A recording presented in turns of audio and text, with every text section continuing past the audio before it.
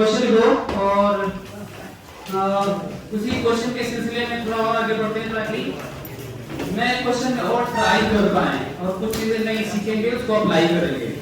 ठीक है, तो क्वेश्चन को करो।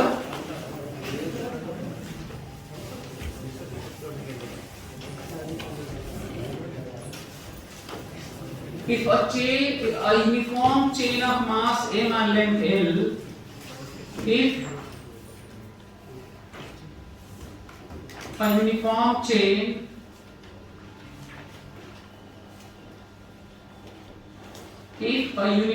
chain of mass m and length l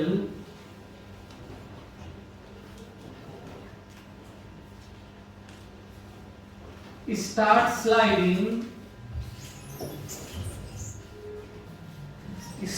sliding from rest from smooth table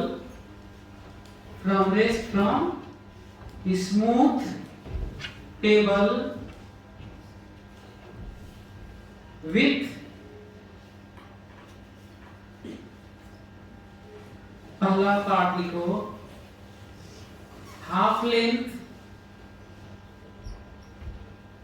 दूसरा पार्ट लिखो 1/3 लेंथ, तीसरा पार्ट लिखो nth part of length,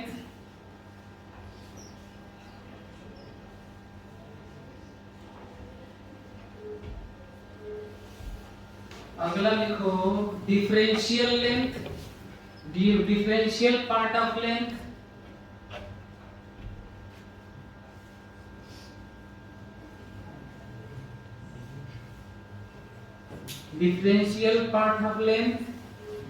hanging initially,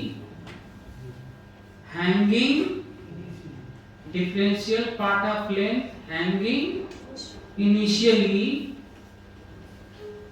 then find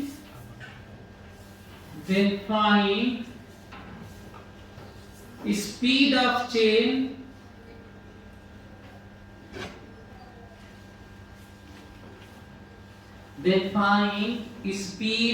chain just after slipping off from the table,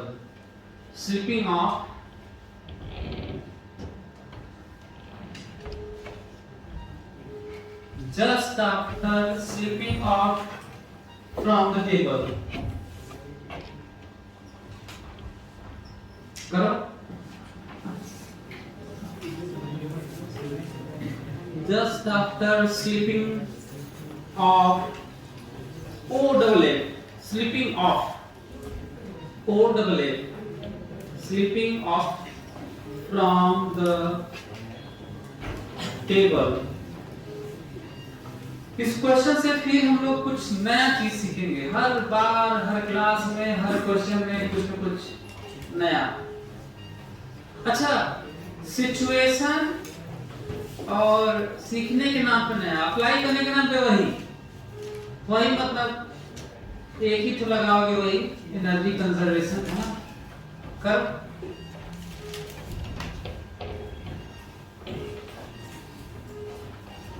पहले question समझो।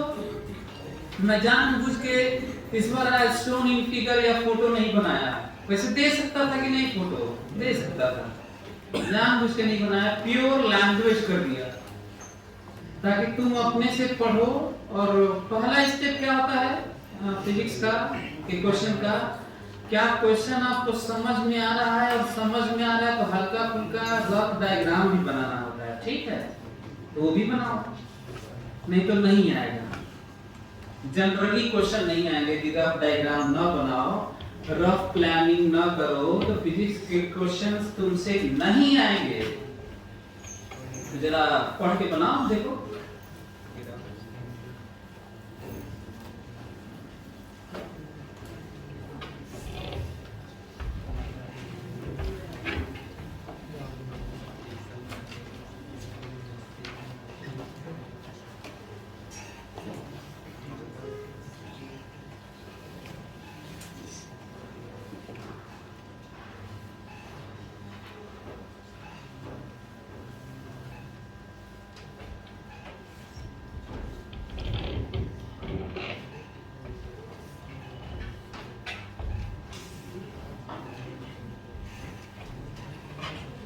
चलो जितना सोचना था, अच्छा स्पीड पे काम करना है ना, ऐसा नहीं है कि 1 घंटे में बना रहे हो, 24 घंटे में बना रहे हो, स्पीड पे काम करना है। तो जितना अच्छा सोच चुके होगे, सोच लिए होगे, भले ही कैलकुलेशन ऊपर रह गया होगा। चलो देखो तो देखो, और हमको लगता है कि यदि आपके दिमाग में फर्स्ट रैंक है, जो कि वो होना चाहिए, सभी के दिमाग में होना चाहिए, भले ही आपका लास्ट रैंक यहाँ आ रहा हो, चाहे कुछ भी आ रहा हो, चाहे कितना भी कम मार्क्स, क्योंकि मैं कई बार बोला हूँ कि पोटेंशियली बराबर हो, तुम्हारा फर्स्ट रैंक न आए ये और बात है, इससे ये प्रूव नहीं होता कि तुम डिजर्व नहीं करते थे। तो ये कैसे होगा? तो उसके लिए काम करो, तो आए काम यही होगा कि भाई तुम्हें 15 सेकंड में से करना चाहिए था कम से कम एक पार्ट। तो चलो देखो, सभी लोग देखेंगे, देखो ध्यान से, ये टेबल है, सभी लोग देखेंगे ध्यान से, ये रहा टेबल और इस पे रहा ये चेन, देखो तो इस पे रहा ये चेन, इसमें आधा पार्ट हैंगिंग है, दिख रहा है? नहीं दिख रहा है? ये लो, ये दिख रहा है? ये देखो विथ हाफ लेंथ हैंगिंग है, ये चेन है और स्मूथ टेबल है। अच्छा हम लोग इसी क्वेश्चन में रब भी करेंगे, 50 क्वेश्चन बनते हैं इसमें, जैसे पिछले क्लास में बन रहा था, वो तो टाइम बीत गया, नहीं तो 50 कवर कर रहा होता उसमें। तो ध्यान से देखेंगे हम लोग। हाँ अच्छा ऐसे छोड़, अच्छा ये घर पे नहीं कर सकते हो, घर पे कर सकते हैं आप, इसको आप घर पे कर सकते हैं, टेबल स्मूथ है ये, और घर पे स्मूथ नहीं रहेगा तो थोड़ा ज्यादा वाला पार्ट कर लोगे कि 1/3 है ऊपर रहेगा, छोड़ोगे तो सर आके गिर जाएगा। कोई चेन जाना अपने घर पे, तो मम्मी पहनी होगी चेन तोड़ लेना। एक्सपेरिमेंट तो नहीं कर पाओगे, लात जरूर खा जाओगे। तो ये देखो तो ये हम लोगों को इसको छोड़ देना तो होगा क्या, वो समझते हैं। देखो ये होगा, अच्छा अभी फोटो फिर से वही बनाने जा रहा हूँ, सभी लोग समझने की कोशिश करेंगे, सभी लोग देखें।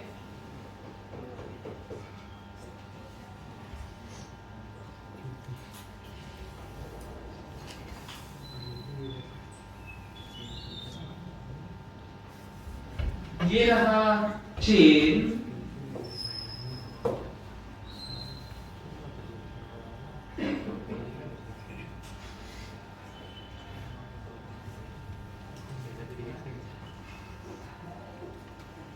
और इस तरह की गिरने लगा है, v स्पीड है, फिलहाल 0 स्पीड है, और मास m है, लेंथ l है। वैसे मास देने की जरूरत नहीं थी लेकिन दे दिया, मास नहीं भी दे सकता था।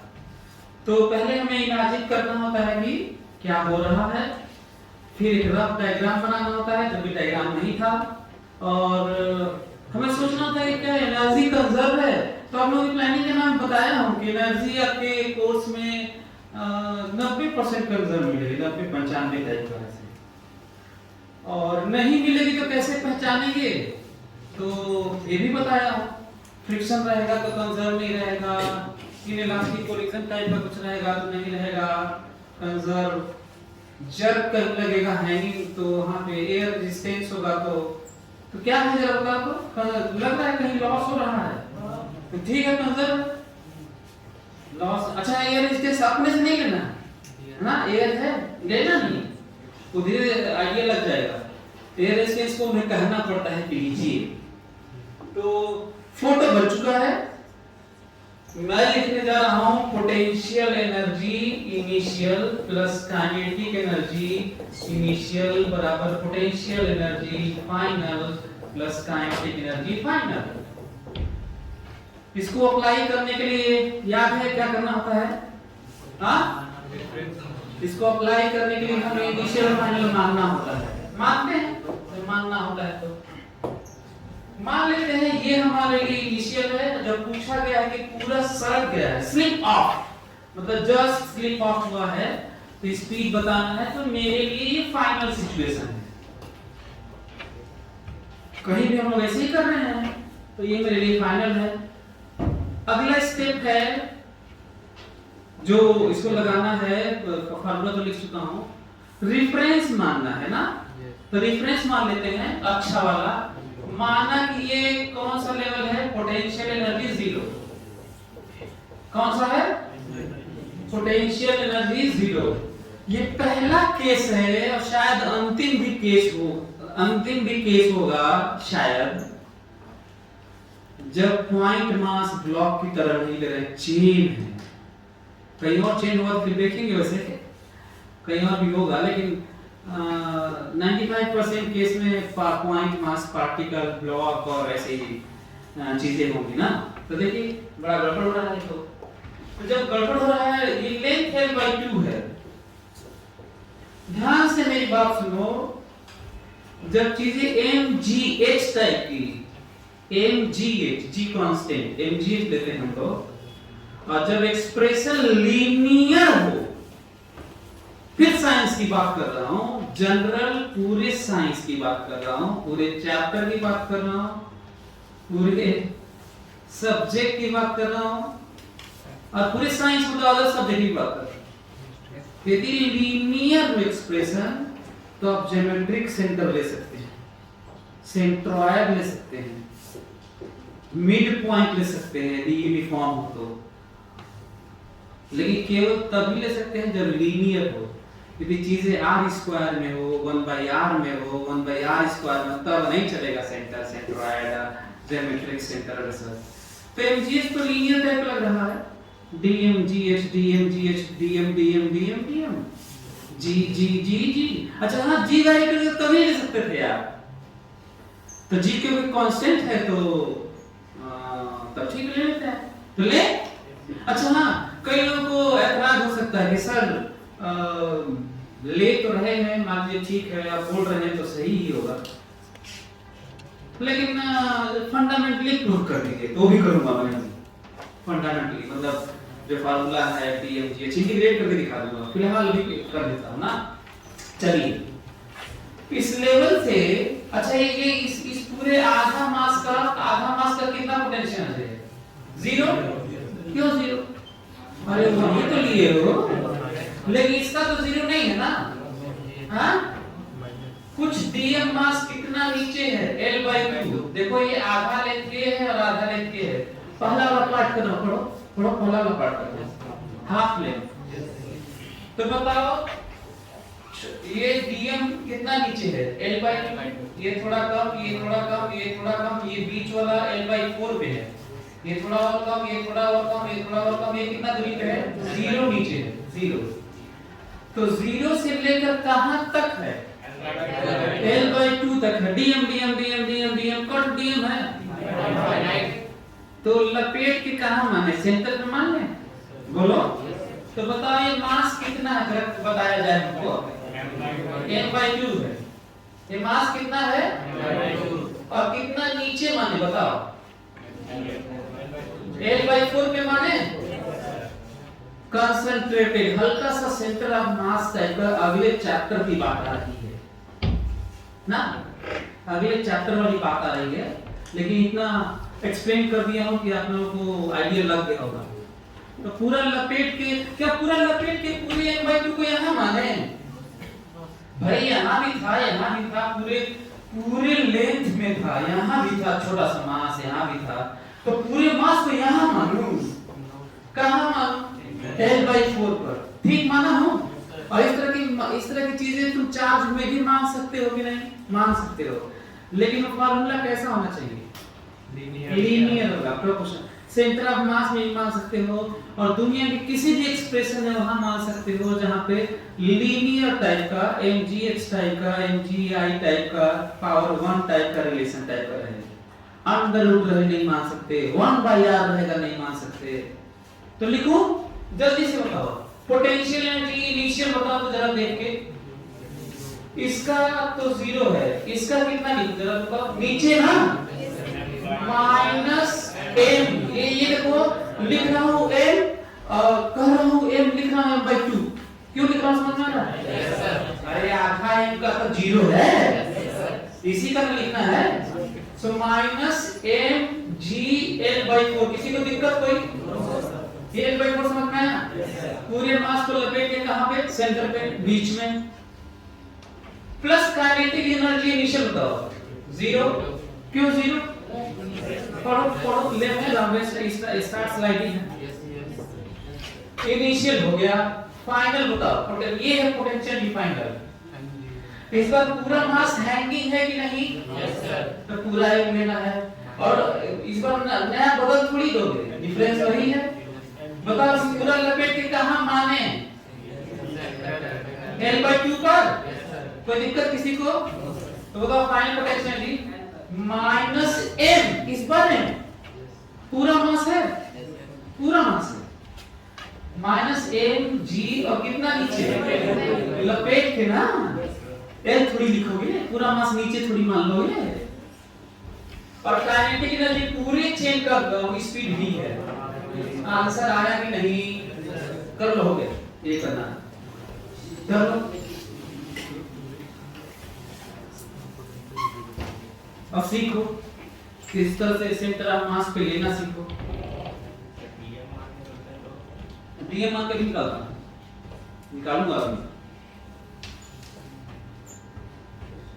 अच्छा डीएम मान के निकालेंगे, लेकिन एग्जाम में मत करना, ये मैं बस बता रहा हूँ डीएम मान के, ताकि तुम्हें एक डेरिवेशन मिल जाए और तुम्हें कॉन्फिडेंस आ जाए, इसके लिए मैं करूँगा। एग्जाम में तो यही करना है जो बता रहा हूँ, ये होता है।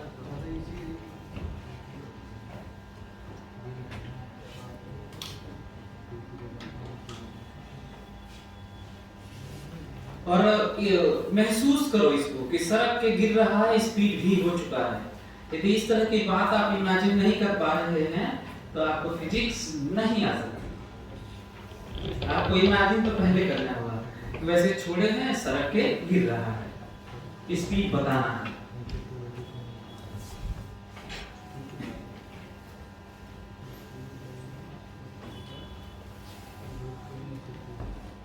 और लपेट के कहां पे मानना है? पूरे मास को। अच्छा पूरे मास को पॉइंट मास की तरफ कहां मानना है ये मैं एक्सप्लेन कर चुका हूं और लिखा भी हूं, और आगे आप ऐसे ही करेंगे और पूरे मैकेनिक्स में करेंगे, इवन इलेक्ट्रोस्टैटिक्स में करेंगे, जरूरत पड़ी तो पूरे फिजिक्स में, फ्लूइड मैकेनिक्स में भी करेंगे, करंट भी करेंगे। लेकिन ध्यान देंगे कि सेंटर की तरफ मानना केवल वही सही होगा जहां पे लीनियर वाली बात हो।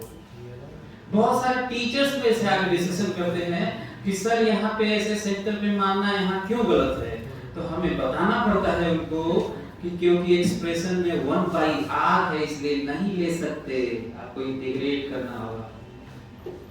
हमको लग रहा है कि इंडिया में बहुत कम टीचर्स को मालूम होगा कहाँ पे सेंटर ले सकते हैं, कहाँ पे नहीं। रीजन करने तो आता होगा, लेकिन कुछ लोग क्यों तो हो सकता है ना आता हो, और कहाँ करेंगे कहाँ नहीं करेंगे नहीं आता हो, शायद मैं ऐसा सोच रहा हूँ, कभी तो आता हो।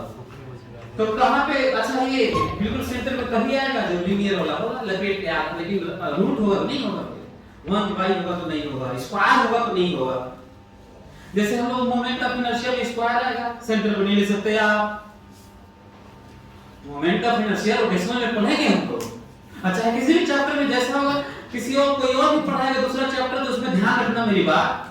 मैं तो अक्सर जनरल स्टेटमेंट देता रहता हूँ, जिसको आपको हमेशा खोपड़ी में बैठाना है। तो आगे क्या आपको का? Yes sir. हैं? Yes sir. रिजल्ट आ गया? Yes sir. कितना है? मास नहीं आया होगा? कितना है? √3/2 यस सर। √3gl/2 आया होगा, हैं? यही है? अच्छा हाँ, तो चलिए इधर देखिए, थोड़ा गौर करिए। वो मैं करने जा रहा हूँ कि लोग कहें कि सर आप ये जो लीनियर वाला बता रहे कि लपेट के सेंट्रॉइड पे मानिए, सेंटर ऑफ मास में मानिए, ज्योमेट्रिक सेंटर में मानिए, ये प्रूव करिए, हम ऐसे नहीं मानेंगे। तो लोग प्रूफ देखो, सभी लोग देखेंगे, प्रूफ देखिए, सभी लोग प्रूफ देखें। चलो ये देखो, मैं लिया x dx एलिमेंट, सभी लोग देखें, और dm मास, एक लोग देखें ध्यान से, और अप्रूव कर मत, दोबारा फिर से मत पूछना, फिर यूज करना केवल। ये बताओ, ये जो चेन है जो पॉइंट की तरह नहीं है, नहीं तो फटाक से लिख देते हैं MgH है ना, माइनस MgH, छोटे छोटे डीएम से बना है, कॉन्टिन्यूअस है। आप कहेंगे सर पता नहीं चलता कहां इंटीग्रेट करें कहां पे नहीं, बताया होगा, भूल जाते हो तो कहो, फिर बता देता हूं। जहां पे फार्मूला आपको पॉइंट का पता हो, अपर कोई चीज पॉइंट ना हो, कॉन्टिन्यूअसली डिस्ट्रीब्यूटेड हो, कॉन्टिन्यूअसली डिस्ट्रीब्यूटेड हो, ऐसे अरेंजमेंट में इंटीग्रेशन ही लगता है। या फिर कोई फार्मूला हो और कॉन्टिन्यूअसली वैरी करे, कोई क्वांटिटी नॉट अरेंजमेंट, तो भी इंटीग्रेशन ही लगता है। पूरा इंटीग्रेशन खत्म दुनिया का सारा। फिर दो ही तरह का इंटीग्रेशन होता है, कोई quantity, velocity, acceleration, force, momentum, angular, कुछ भी चीज वैरी करे, अरेंजमेंट नहीं, क्वांटिटी वैरी करे तो भी इंटीग्रेशन लगता है। या फिर अरेंजमेंट में कोई चीज कॉन्टिन्यूअस अरेंज हो तो इंटीग्रेशन लगता है। इसके अलावा दुनिया में इंटीग्रेशन होता ही नहीं है। अब फिर से मत पूछना कि सर पता नहीं चलता कहां पे इंटीग्रेशन लगेगा कहां पे नहीं। तो लिखता हूं, देखो तो पोटेंशियल एनर्जी इनिशियल निकालने जा रहा हूं, सभी लोग देखें। पोटेंशियल एनर्जी ये लोग लगा देता हूं, हां पोटेंशियल एनर्जी बताओ, यहां पे रेफरेंस 0 लिए हो तो इस डीएम मास का पोटेंशियल एनर्जी क्या लिखूं बताओ, माइनस dmgx लिखूं, बोलो ठीक लिखा हूं देखो।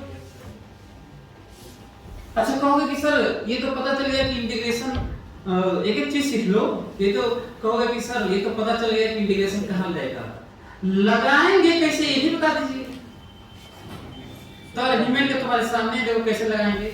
हम लोग रेफरेंस से जनरल एलिमेंट लेते हैं, क्या लेते हैं, कहीं रेफरेंस से हम जनरल एलिमेंट लेते हैं, और जनरल एलिमेंट लेने का तरीका होता है रेफरेंस से x दूरी पर dx लेंथ लेते हैं, उसका मास dm लेते हैं, चार्ज dq लेते हैं।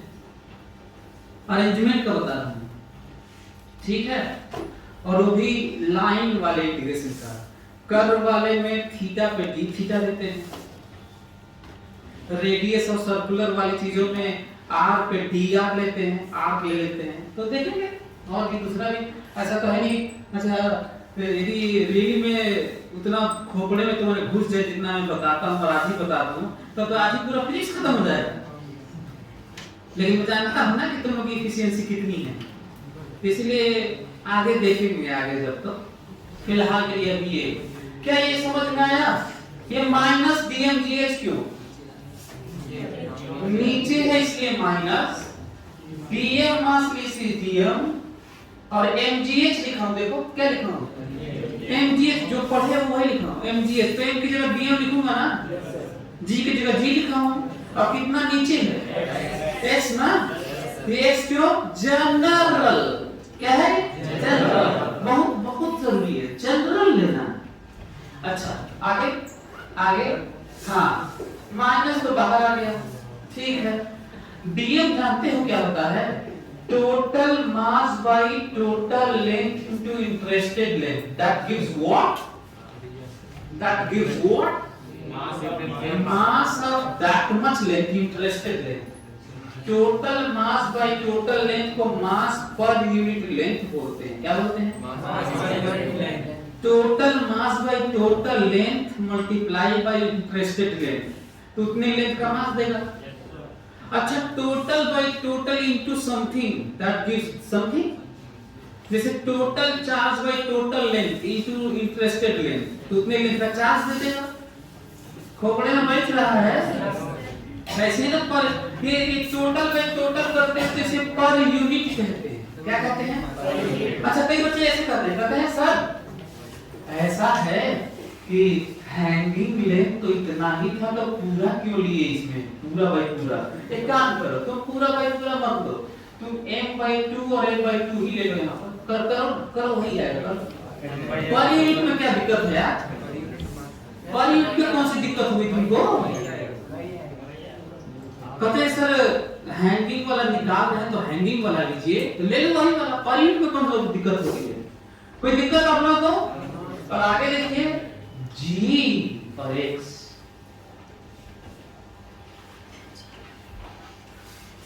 कसम खिलवाया हूं कि इंटीग्रेशन फिजिक्स में बिना लिमिट के नहीं करेंगे। और लिमिट किसका रखना होता है? जो डी के अंदर क्वांटिटी होता है ना उसी का। किसका? जी डी के अंदर वाली क्वांटिटी का। डी के अंदर थीटा है तो थीटा का, डी के अंदर एक्स है तो एक्स का, डी के अंदर आई है आई का, डी के अंदर टी है तो टी का। तो डी के अंदर क्या है? तो वही ये एक्स का हो चाहिए वाला वही ना, एक्स का चलता dx है लेकिन लिमिट x का रखते हैं, तो चलाएं dx को है? बोलो किसको चलाना होता है? एलिमेंट को। तो एलिमेंट को देखो, यही एलिमेंट नहीं होते तो इसी को चलाना है। तो शुरुआत के लिए देखो एरो, देखो शुरुआत के लिए एरो, पीछे जाओ, पीछे जाओ तो कहेंगे लोअर लिमिट है, पीछे जाएंगे तो कहेंगे, और चलाते हुए अंतिम जाएंगे तो फाइनली अपर लिमिट। तो पीछे लेके जाओ, बताओ यहाँ पे तो x अपनी कितनी वैल्यू लेगा जरा देखो तो 0 करे x ना, ये लंबाई है ना, अरे x की वैल्यू बता दी, किसका लिमिट करना है? x का। तो लीजिए पीछे लेके जाए, बताओ एलिमेंट को पीछे लेके गया तो इसे x कह रहे हैं, इस दूरी को x कह रहे हैं, ये ना ds है यार। जब यहाँ पे रहेगा तो दूरी बताओ कितनी? Lower limit. अच्छा ds dm dm ds ds ds ds ds ds ds ds ds ds ds ds ds बना ds सब करते हुए यहाँ पे ds, तो x की लेंथ बताओ, x की l/2। हाँ कौन कौन सा ये माइनस है, ये कांस्टेंट है, जल्दी से बाहर लो। x dx का इंटीग्रेशन होता है x²/2, करो जल्दी से। और देखो वही आता है कि सभी लोग करें, सभी लोग करो और सीखो कि किस तरीके से बिना इंटीग्रेशन के ही लिख दिया शुरू में ही।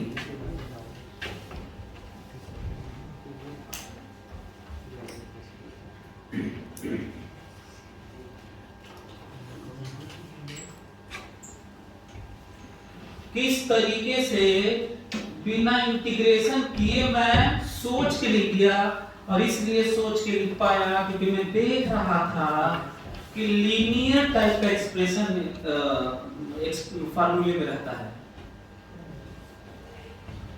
आप लोग ये किए होंगे, आगे माइनस रहा होगा, mgl/2 कांस्टेंट होके बाहर आ गया होगा, यही आया होगा, और x dx का इंटीग्रेशन आया होगा x²/2,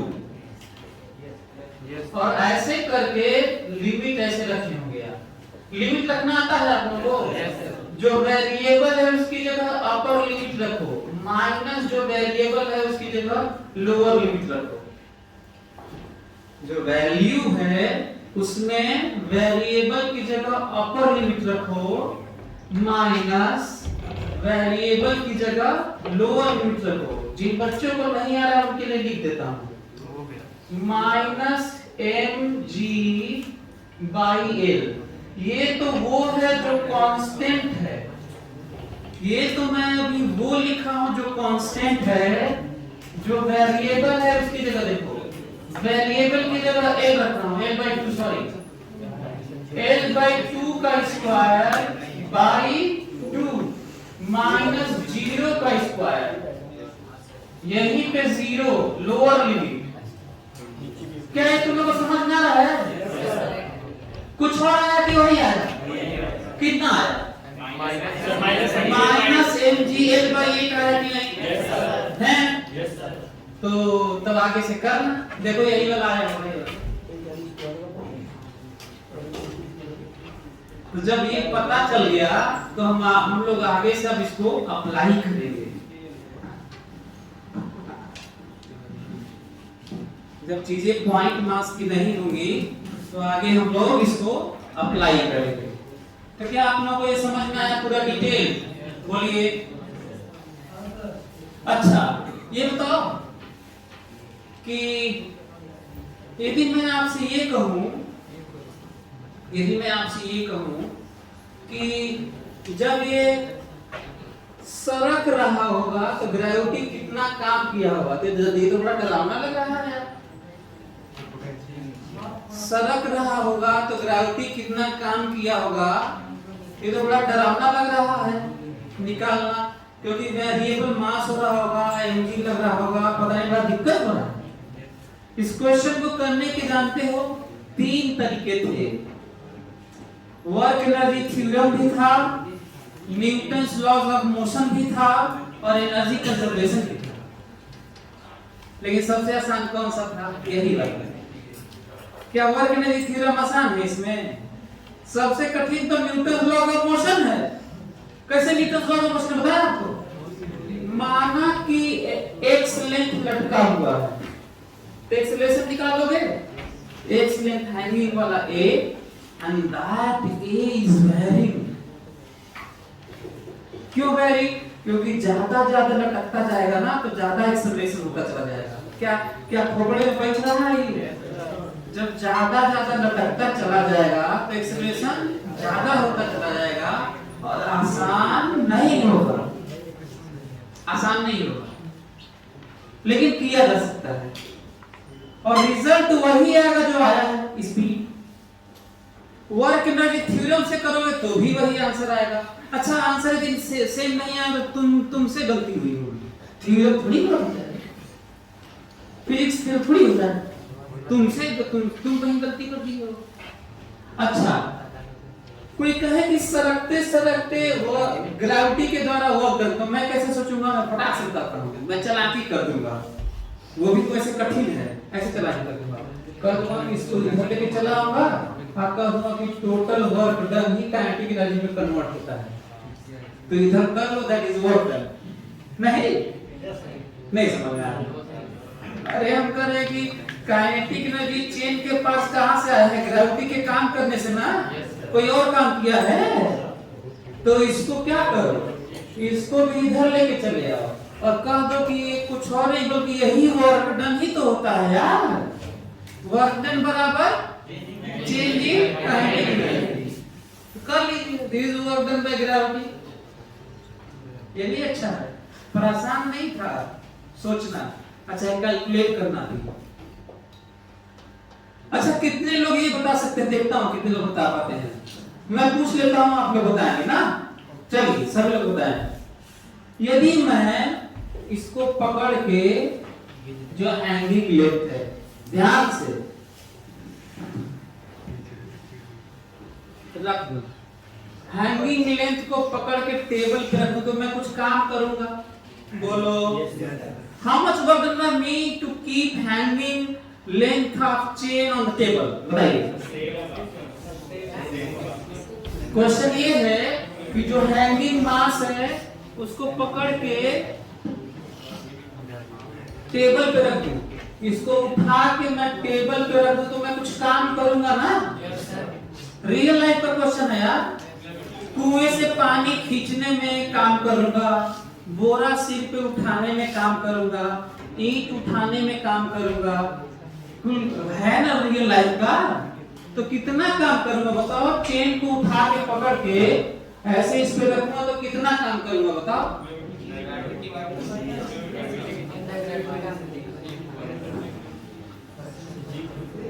मैं बताऊं?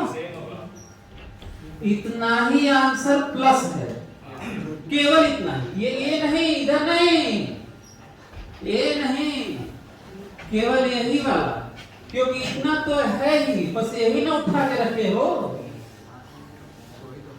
तो बताओ टोटल मास m/2 यहाँ पर है और तुम उठा के यहाँ पे रख दिए, तो क्या लिखोगे? प्लस वर्क डन किए, ग्रेविटी माइनस किया होगा। ग्रेविटी किधर लगता है? गया किधर है? कितना मास गया है? m/2। कितना मास गया है? कितना ऊंचा गया है? l/4। अच्छा l/2 मत कहना। अब नहीं सर देखिए L/2 है तो बहुत सारा तो पास में भी है, उसको भी L/2 ले लो। बहुत सारा पास में भी है और बहुत सारा दूर में भी है, लपेट के कहां माने सबको? L/4। बोलो ये भी तो अच्छा है। So how much work done by me to keep hanging chain on the table? Answer है mg/L/a प्लस और ग्रेविटी के द्वारा उस समय माइनस। कोई दिक्कत आपको? हो गया, बात खत्म। चलिए सभी लोग दूसरा वाला पार्ट करिए, प्रैक्टिस करो जल्दी से, प्रैक्टिस करो।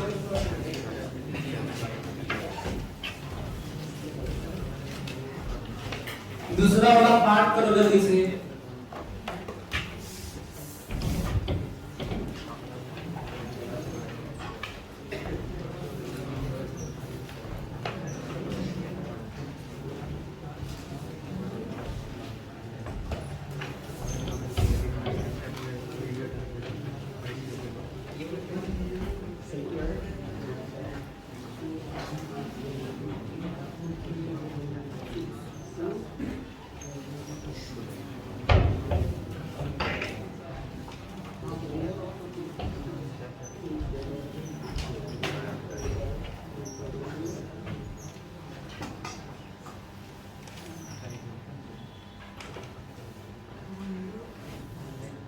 पहले इसको लिख लो और दूसरा वाला पार्ट करो जल्दी से।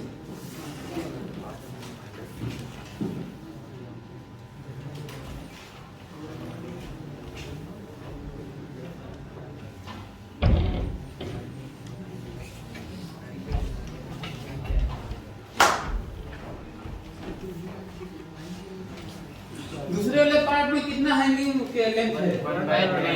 1/3। तो क्या हुआ आप लोगों से क्या? हाँ चलिए मैं बताता हूँ। Time is over. अरे यार तो क्या 1 घंटा में करोगे? 15 सेकंड में करना है।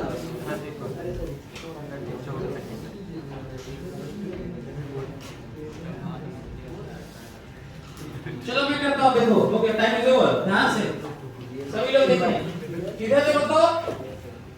हम ये कह रहे हैं कि ये L/3 कहा जा रहा है ना, हैंगिंग लेंथ कितना है? तो बताओ ऊपर कितना है? 12/3। क्या ये जो इक्वेशन है उसको बदल दूंगा? ये तो बहुत बढ़िया इक्वेशन है यार, ये तो सब यही तो बचा रहा है।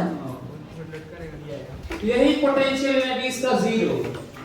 ये L/6 पर लपेट के मानना यार, आधे पे ना, और मास कितना? L/3 ना। ये भी ध्यान देना, ये मास आधा थोड़ी है, m/3 है ये। तो मास बताओ -mgh। क्या ये आप लोगों को समझ में आ रहा है? बोलो। काइनेटिक एनर्जी इनिशियल 0 सही है। अच्छा फाइनल में कोई बदलाव नहीं होगा। फाइनल में कौन सा बदलाव करेगा? फाइनल तो इसी सड़क के बाहर भागेगा पूरा है? अरे पूरा चेन है यार, ये पूरा चेन है तो पूरा मास है। और कितना नीचे मानोगे? L/2 ही ना, यहाँ से L/3 क्यों? वो वाला L/2 क्यों ध्यान दे रहे हो? ये पिछला वाला L/2 थोड़ी है, ये तो लपेट के बीच में वाला है ना, इसमें क्यों L/3 बोल रहे? ये तो फाइनल लिखना है ना, तो कर लीजिए, हो गया।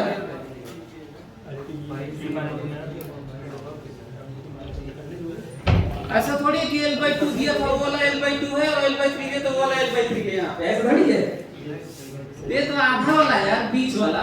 पूरा लेंथ L है, पूरा लेंथ L है तो बीच में ना पोटेंशियल एनर्जी मानोगे, तो वो वाला ना L/2 है यार। क्या अगला वाला भी कर लोगे? क्या अगला वाला भी कर लोगे तुम लोग? तो अगला वाला करो। कौन सा अगला वाला है यार? nth part. तो nth पार्ट वाला करो। बताओ कितना नीचे हो ये? L/n नीचे है, बोलो।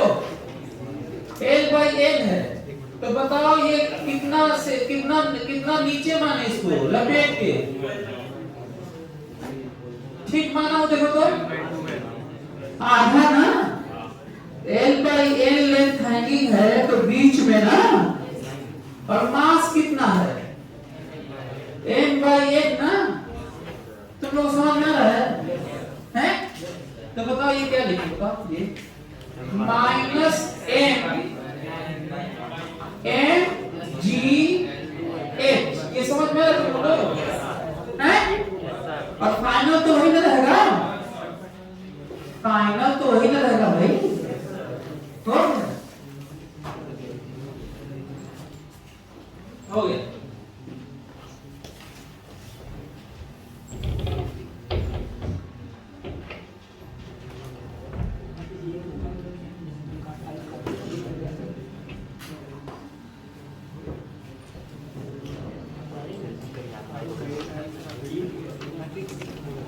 अच्छा डिफरेंशियल लेंथ मतलब समझते हो? डिफरेंशियल लेंथ मतलब तू देखो ये पूरा चेन खींच लो यहाँ पे रहे पूरा, और थोड़ा सा पार्ट हैंगिंग रहे, देखो इतू सा देखो,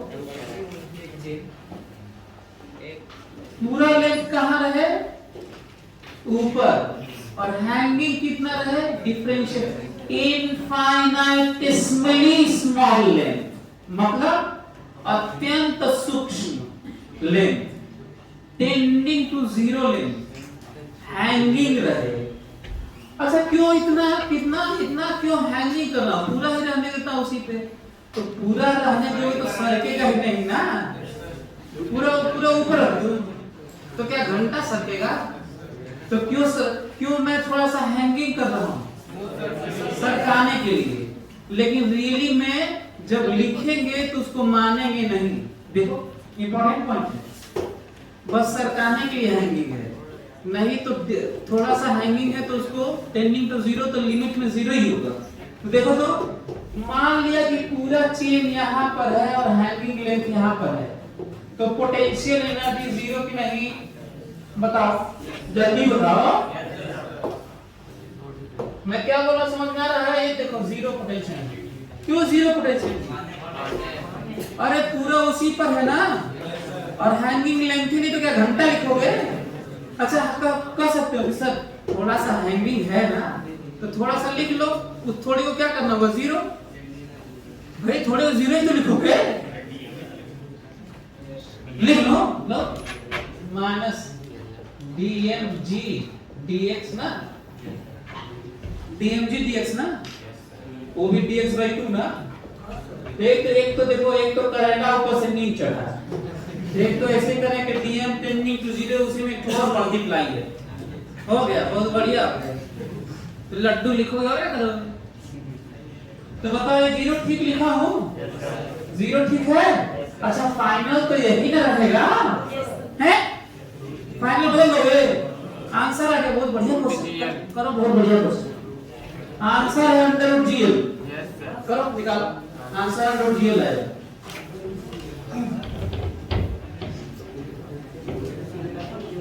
निकालो जल्दी से answer, answer under root gl है, करो। और पोटेंशियल जीरो क्यों लिख रहा हूं वो मैं एक्सप्लेन कर चुका हूं।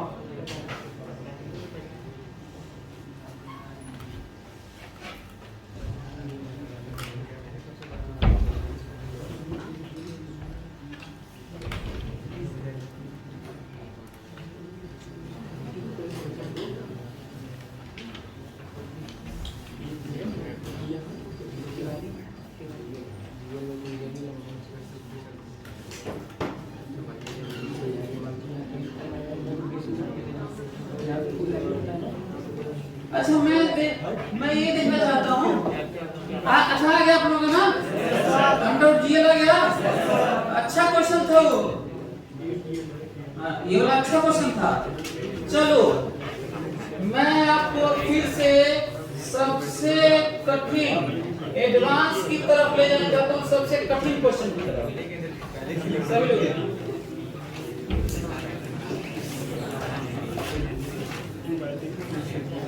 ध्यान से सभी लोग देखें। ये देखो तो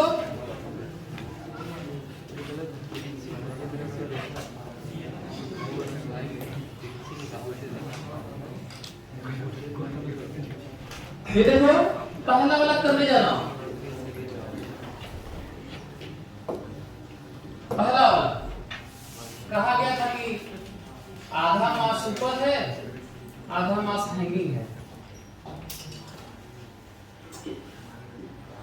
हाँ, आधा मास ऊपर है, आधा मास हैंगिंग है, एम है, लेंथ एल है, और क्योंकि फ्रिक्शन पड़ चुके हैं तो न्यू है, और इसको ये आधा मास हैंगिंग है L/2।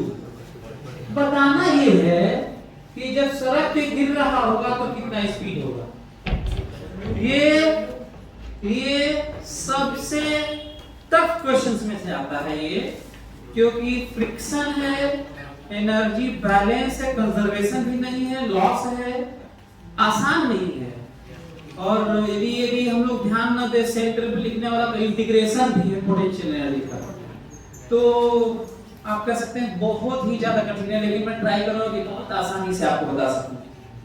सभी लोग 2 मिनट टाइम देके ब्रेन को थोड़ा ट्रेनिंग दे दीजिए, तो उसके बाद मैं करता हूं। करिए सभी लोग, सोचो और फिर बता दो। नहीं आएगा, नहीं आएगा।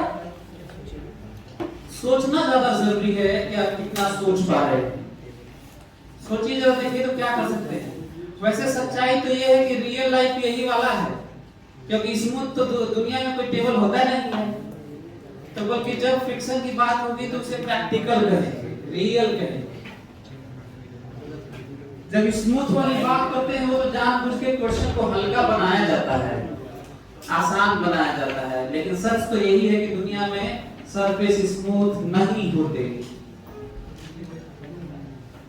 तो क्या अब इसको कैसे किया जाए ये देखना है। क्या एनर्जी कंजर्वेशन होगा जब सड़क पे गिरेगा? तो ये एनर्जी कंजर्वेशन नहीं होगा, और बता चुका हूं क्यों नहीं होगा। क्योंकि जब सड़क रहा होगा तो एनर्जी लॉस होगा, हीट लॉस हो जाएगा फ्रिक्शन के कारण, है ना। तो इसका मतलब ये जो इक्वेशन लिखा हूं ये सही नहीं है। हमारे पास तब 2, अच्छा हाँ ये वाला भी है, पर हम लोगों को लग रहा है कि ये लिखना पड़ेगा। देखो बोलो सही है? अब ठीक है क्या? देखो तो initial potential plus kinetic plus total लपेट के वर्कडन बराबर फाइनल। लपेट के फाइनल, लपेट के फाइनल ना, यही तो पढ़ाया था। तो इसमें कई क्वेश्चन बढ़िया बढ़िया आ गया। जानते हो क्या क्या बढ़िया बढ़िया क्वेश्चन आ गया? सुन लो, तुमको कई किताब में मिल जाएगा कि वर्क डन बाय फ्रिक्शन बताइए, कॉन्सेप्ट ऑफ फिजिक्स में मिल जाएगा, लेकिन ये नहीं मिलेगा कि स्पीड बताइए। स्पीड कठिन क्वेश्चन हो गया। तो चलो मैं दोनों बताऊंगा आपको। कॉन्सेप्ट ऑफ फिजिक्स में वर्क डन ही है तो वो भी बताऊंगा, क्योंकि मेरे एक्सप्रेशन में वर्क डन ही तो आएगा पहले, तो उसके बाद तो स्पीड भी आएगा। चलिए करिए, आपके लिए हेल्प कर दिया हूं, करेंगे कैसे। वैसे हमारे पास एनएलएम भी है, न्यूटन्स लॉ ऑफ मोशन भी है, लेकिन कठिन है।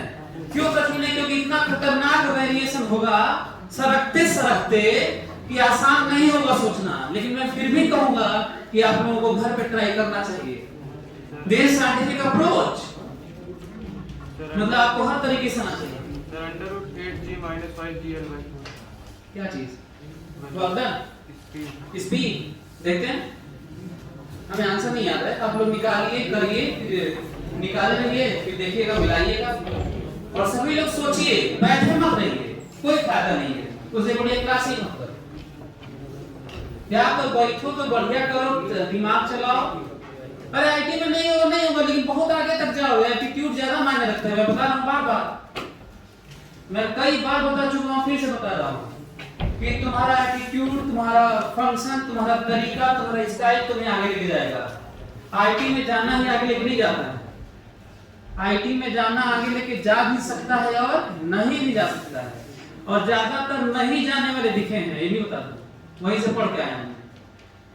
ठीक है, तो जल्दी जल्दी करो, सोचो। नहीं आएगा, नहीं यार, सोचना तो है।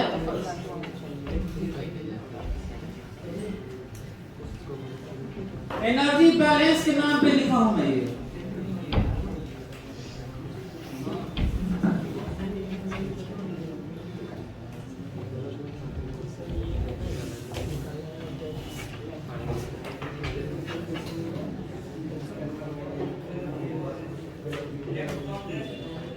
लेफ्ट फ्रॉम राइट, अपने से मानना है यार।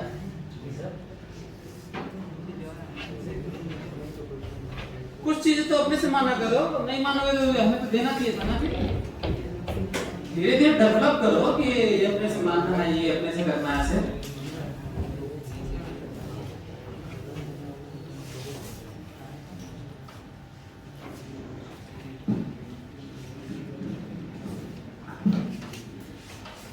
हमारे पास इसको करने के कितने तरीके? 3, work energy theorem, energy balance and NLM. सबसे कठिन एनएलएम, थोड़ा सा आसान वर्क एनर्जी थ्योरम, और सबसे आसान एनर्जी बैलेंस। एनर्जी कंजर्वेशन तो होना नहीं है, तो जो सामने लिखा हुआ एनर्जी बैलेंस वाला वही सबसे आसान है। और मैं करने जा रहा हूं। Time is over. सभी लोग देखें, सभी लोग देखें। मेरे लिए ये इनिशियल है और मेरे लिए ये फाइनल है। फाइनल है। मैं लिखने जा रहा हूं एक्सप्रेशन। सभी लोग देखें, एक एक लोग देखें। मैं लिखने जा रहा हूं एक्सप्रेशन। माना कि ये पोटेंशियल एनर्जी इनिशियल 0 है, ये लेवल। कोई दिक्कत आप लोगों को? m/2 है ये। इस m/2 का पोटेंशियल एनर्जी 0 है क्योंकि वही माना हूं मैं 0। वैसे तुम कहीं भी मान सकते थे कि नहीं? मान सकते थे। और सही आता कि नहीं? सही आता। तो अच्छी जगह मानो कि तो ये है। तो चलो लिखता हूं।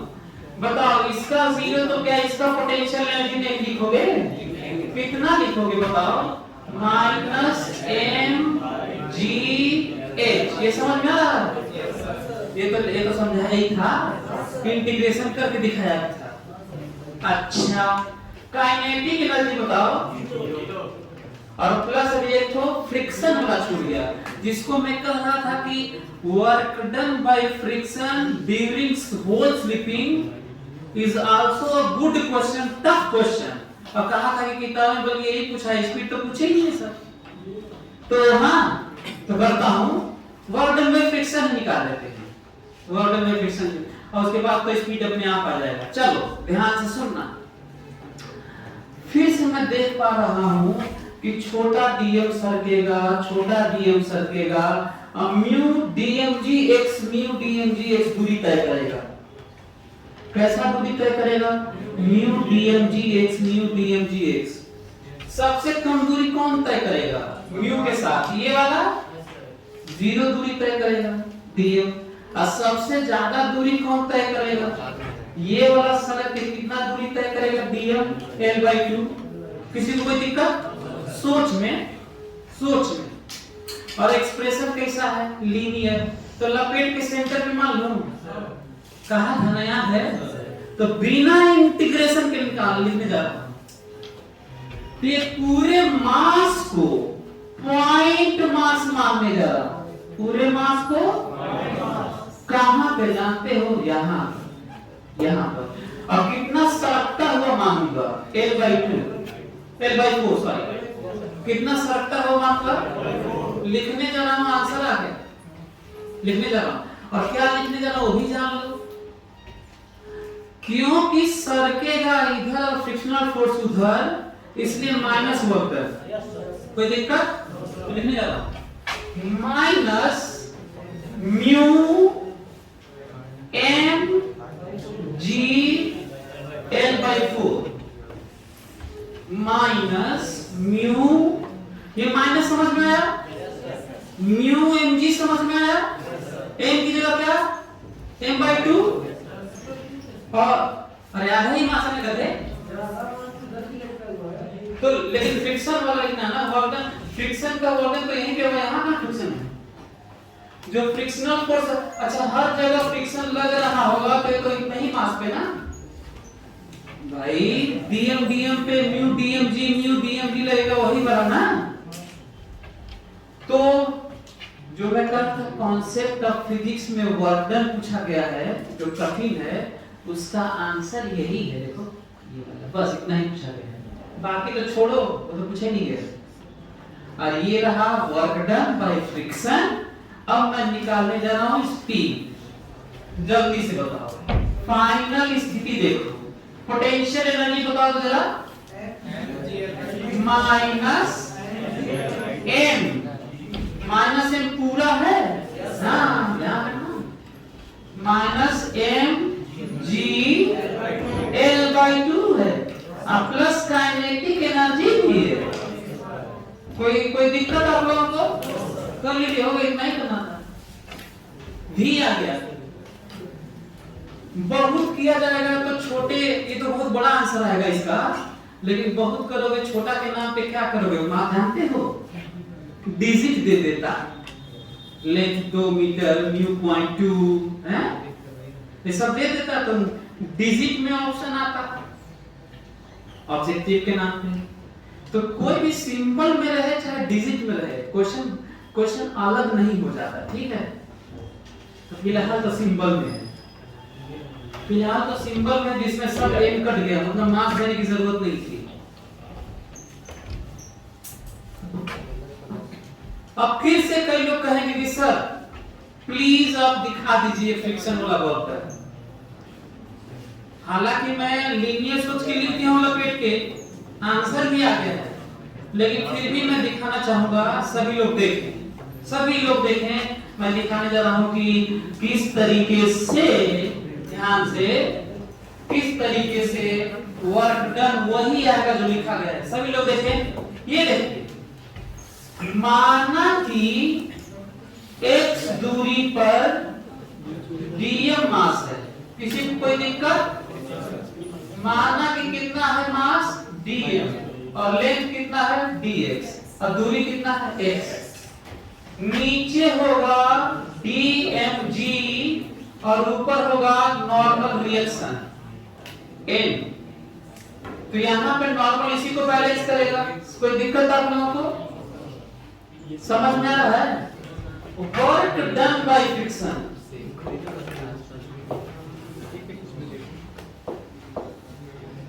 हाँ जरा देखो तो, वर्क डन बाय फ्रिक्शन सभी लोग देखेंगे। वर्क डन बाय फ्रिक्शन, जब ये सड़क के यहां पहुंचा होगा, जब ये सड़क के यहाँ पहुंचा होगा, ये सड़क के यहाँ पहुंचा होगा, ये सड़क के यहाँ पहुंचा होगा, ये सड़क के यहाँ पहुंचा होगा, ये सड़क के यहाँ पहुंचा होगा, ये सड़क के यहाँ काट को डीएम सड़क पहुंचा होगा, और ऐसे केस में इंटीग्रेशन होता है, ठीक है। तो इंटीग्रेट करने जा रहा हूं इसको, जनरल लिया हूं। जनरल कैसे, फिर कहोगे ना कि सर इंटीग्रेशन तो पता चल गया, लेकिन इंटीग्रेट कैसे करते हैं? तो जनरल x पे dx dm कुछ सब जनरल मानते हैं। ये बताओ, वर्क डन इस पे नॉर्मल, क्या ये ठीक लिख रहा हूं? समेशन ऑफ dw फ्रिक्शनल, ऐसे ही था, छोटा छोटा होता है ऐसे सबका सम। क्या ये भी ठीक लिखा हूं? माइनस म्यू dmg x, ठीक लिखा हूं? देखो बताओ, फ्रिक्शनल फोर्स कितना होता है? म्यू n होता है। कितना होता है जब सरकता है तो बताओ n की वैल्यू बताओ तो, यहां पर n की वैल्यू dmg। कोई दिक्कत आप लोगों को? इतना तो पढ़ लिए होगे। ये माइनस क्यों? क्योंकि फ्रिक्शनल फोर्स किधर लग रहा था? अब गया किधर था? तो टोटल माइनस की नहीं, फ्रिक्शनल फोर्स की वैल्यू की नहीं, अब चली गई दूरी, यही ना भाई। जो जनरल एस माने उतना दूर चलेगा ना, तो इतना तो काम होगा ना उस पे फ्रिक्शन के द्वारा। कोई दिक्कत आप लोगों को? हाँ, तो आगे देखो, आने वाला है आंसर, देखो ना क्या क्या कांस्टेंट है बाहर निकला, देखो तो म्यू जी, देन में ये कहां है यार? ये तो डीएल है, इसको भी डीएलएक्स और एलएक्स मान लो, गोवर्ना।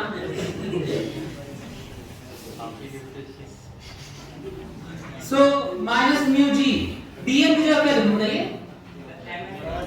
मास per unit length multiply by length.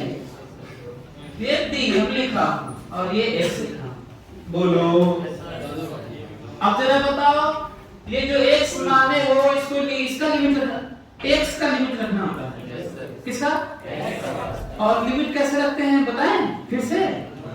जो एरो लगाए जाते हैं ना जिस डायरेक्शन में, उसमें पीछे आओ, तो पीछे आओ, तो यहीं तक क्या घूम के नीचे चला जाना पे, यहीं पे ना। तो जब यहाँ पे आओगे तो x कितना वैल्यू लेगा बताओ? 0। x कितना वैल्यू लेगा? आज जब ऐसे लेते हुए पीछे आ गए हो ना, अब चलो फिर तो लेते हुए जब यहाँ पे dm ds ले रहे होगे तो x कितना वैल्यू लेगा? क्या ये समझ में आ रहा है तुम लोगों को? कैलकुलेट करके देखो जो लिखा था वो आता है कि नहीं। फॉर्मूला वाला देखो, हालांकि लिख दिया था लेकिन फिर भी मैं इंटीग्रेट कर करके दिखा रहा हूं जानबूझ के। भले ही कम कोर्स कवर हो, भले ही हम लोग एक ही क्लास में एक ही क्वेश्चन पढ़े, लेकिन यदि मेरी बातें ध्यान से सुनोगे तो पूरी फिजिक्स आ जाती है एक ही क्लास में। ये ध्यान से पढ़ोगे तब ना।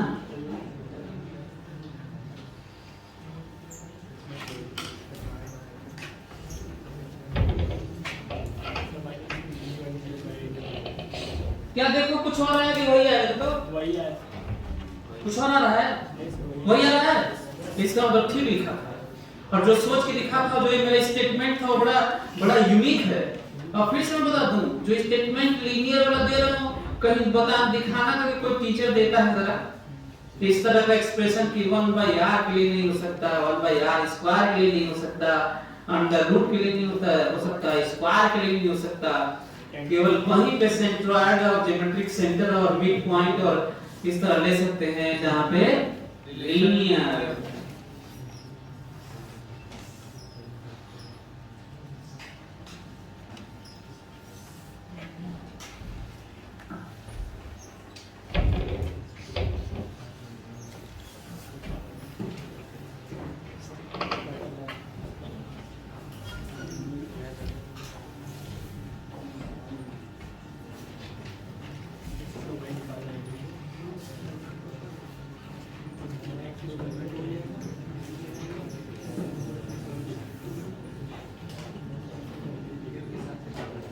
हो गया? कर लिए? अच्छा चलिए तो आगे बढ़ते हैं। हाँ आगे बढ़ते हैं।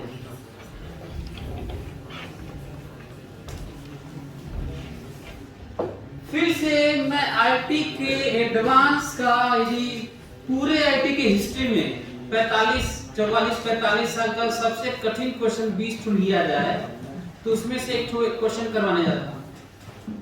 लेकिन मैं अच्छा उसमें इतना सारा चीज आएगा, फिर कुछ बहुत कुछ सीखने को मिल जाएगा, आपको कई चीज सीखने को मिलेगा। चलिए क्वेश्चन जरा लिखिए तो।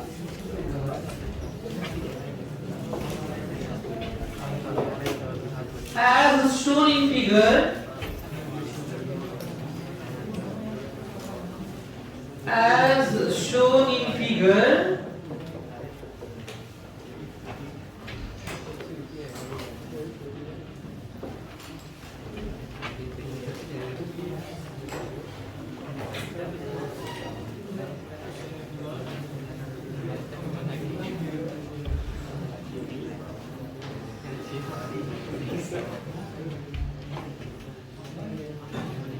as shown in figure, whole setup is left from rest.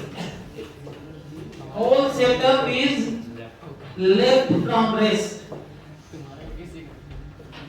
As shown in figure, whole setup is left from rest. Then find speed of each block. Then find speed of each block. Then find speed of each block.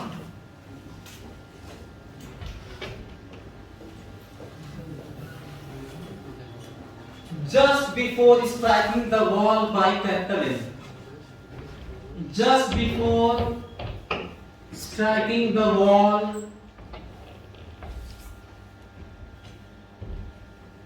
by capital N.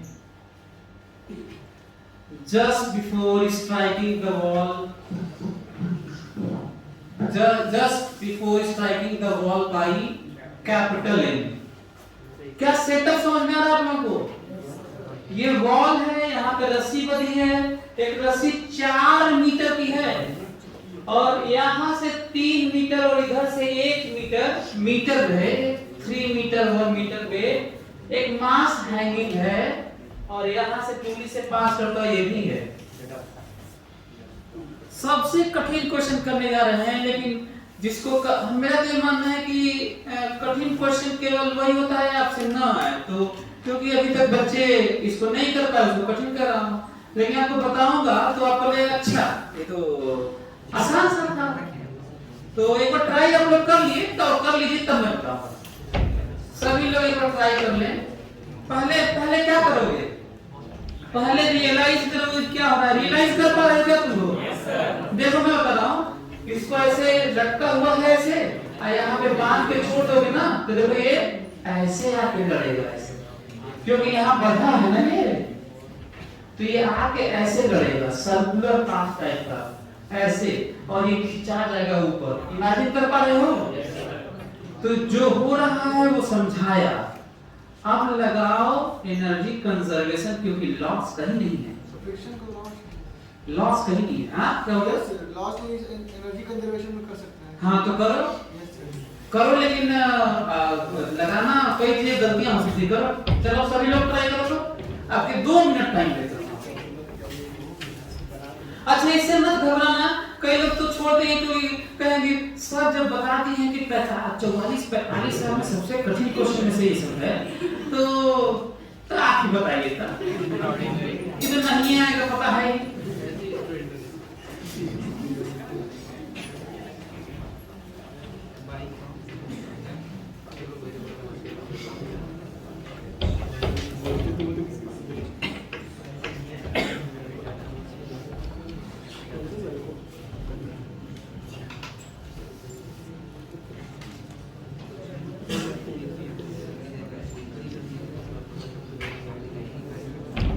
क्या करोगे मालूम है? जो पहले लिखोगे expression लिखोगे energy conservation का, और फिर फाइनल स्टेट वाला फोटो भी बनाओगे, फाइनल वाला, क्योंकि फाइनल भी तो लिखना है। 2 ठो मानोगे तब ना लगाओगे, तो शुरू वाले को इनिशियल करोगे, तो फाइनल का भी तो हल्का फुल्का फोटो बनाओ। प्लानिंग बता रहा हूँ यार, सॉल्यूशन बताने वाला नहीं हूँ। और टीचर की तरह मत समझना हमको।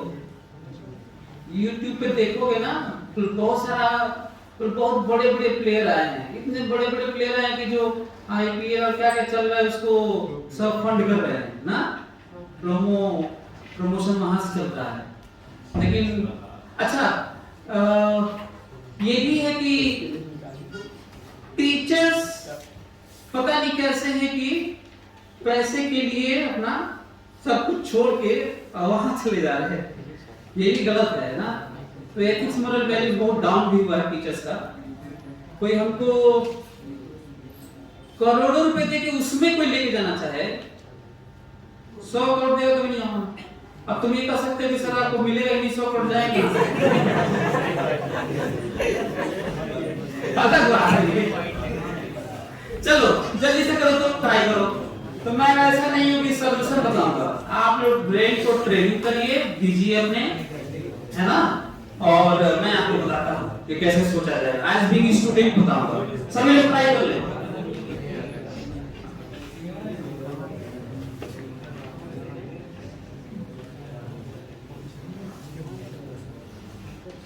कुछ कंसीडरेशन मैं आपको बता दूं, एक आध 2 पॉइंट जरा देखो तो इधर। ये जो पॉइंट है इसको बहुत ज्यादा लेंथ का मत मानना, इसको पॉइंट मास मानना, क्योंकि ये सब डायमेंशन वाली बात नहीं चल रही है ना अभी। देख तो ये पॉइंट है, लगाते लगाते टेढ़ा मत समझना कि रस्सी टेढ़ी है ना। तो कुछ चीजें तो आपको अपने से माननी होती है, पॉइंट मास, जो हैंगिंग लेंथ है, ये रस्सी ज्यादा कोई मतलब नहीं, इस तरह का कई चीजें आपको अपने से माननी है। ये सब भी प्रैक्टिस में लाओ कि अपने से क्या मानना है क्या नहीं मानना है, और जल्दी से एक स्टेट बनाइए फाइनल वाला और एनर्जी कंजर्वेशन लिखने की कोशिश करिए, देखिए आप कहां तक पहुंच पा रहे हैं।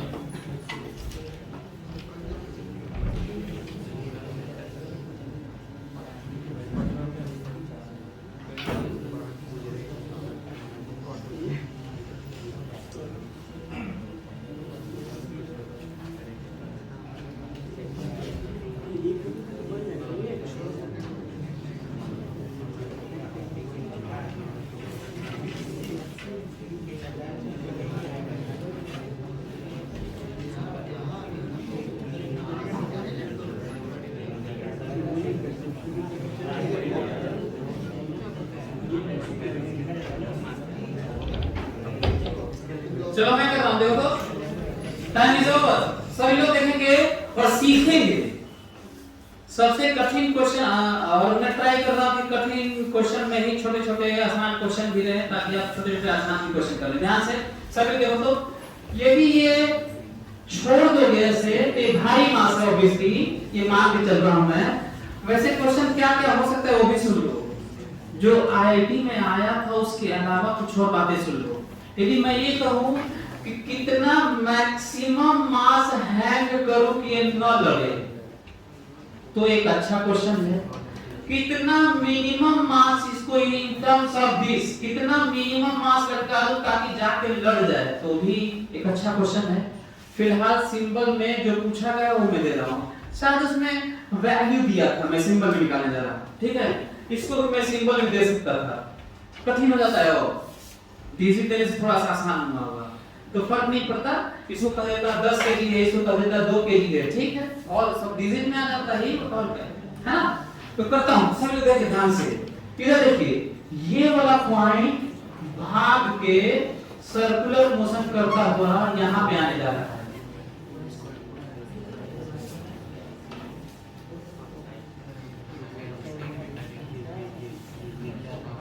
क्या ये बात समझ में आ रही है आप लोगों को?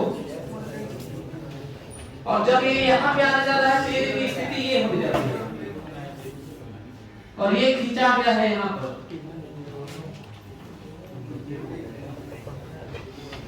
आप लोग समझ में आ रहे हैं क्या हो रहा है? ये देखिए, ये जब पॉइंट खींचा के यहाँ पे आएगा तो ये भी 3 मीटर होगा, बोलो है। तो जब ये पॉइंट यहाँ से खींचा के आएगा तो यहाँ से भरभरा के से भागना भी तो होगा, क्योंकि ये ही लेंथ, ये जो 1 मीटर है वो 5 मीटर होने जा रहा है, देखो, क्योंकि ये 3 मीटर है और ये 4 मीटर है, तो कितना लेंथ में जा रहा है, तो ये 5 मीटर होने जा रहा है। तो पहले यहाँ से यहाँ तक लेंथ कितना था? 1 मीटर। अब वही पॉइंट ये है, देखो यहाँ से यहाँ लेंथ कितना है, सिस्टम तो उधर से आया होगा कहीं ना। क्या ये रियलाइज कितने लोग कर रहे हैं? रेज ना। तो देख, तो मैं अब इक्वेशन लिखने जा रहा हूं, एनर्जी कंजर्वेशन। सोचिए कितना कठिन था, और अभी भी आसान नहीं है, इसके बाद हुई। तो लिखने जा रहा हूं, ध्यान से ये देखो।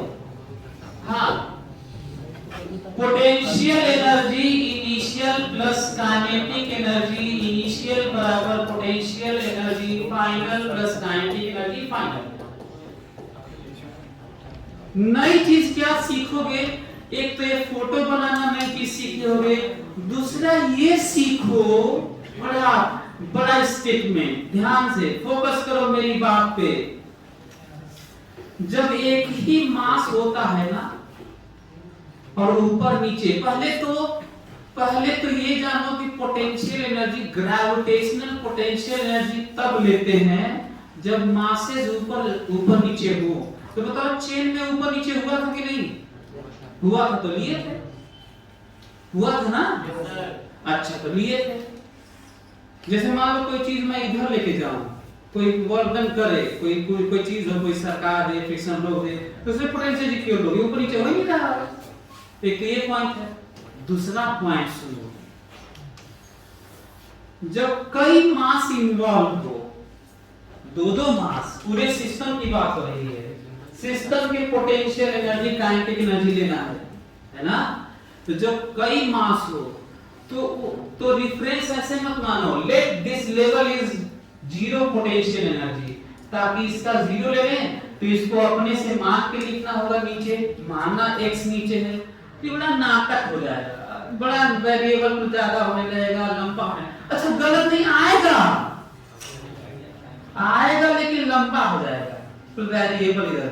तो नया क्लास सुनो ध्यान से, क्योंकि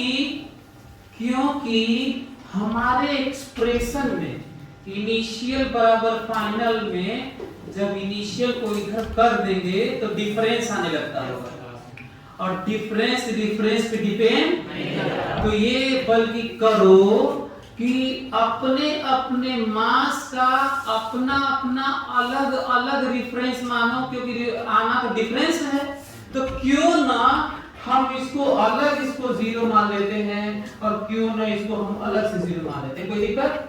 तो सीखे आपने एक चीज, अपने अपने मास का अलग अलग अपना अपना जीरो मान लो। एक मास है तब तो एक ही मान लोगे, लेकिन कई मास हो तो क्या कर सकते हो, कई रेफरेंस मान सकते हो, लेकिन उसके लिए बस वही वाला रेफरेंस चलेगा।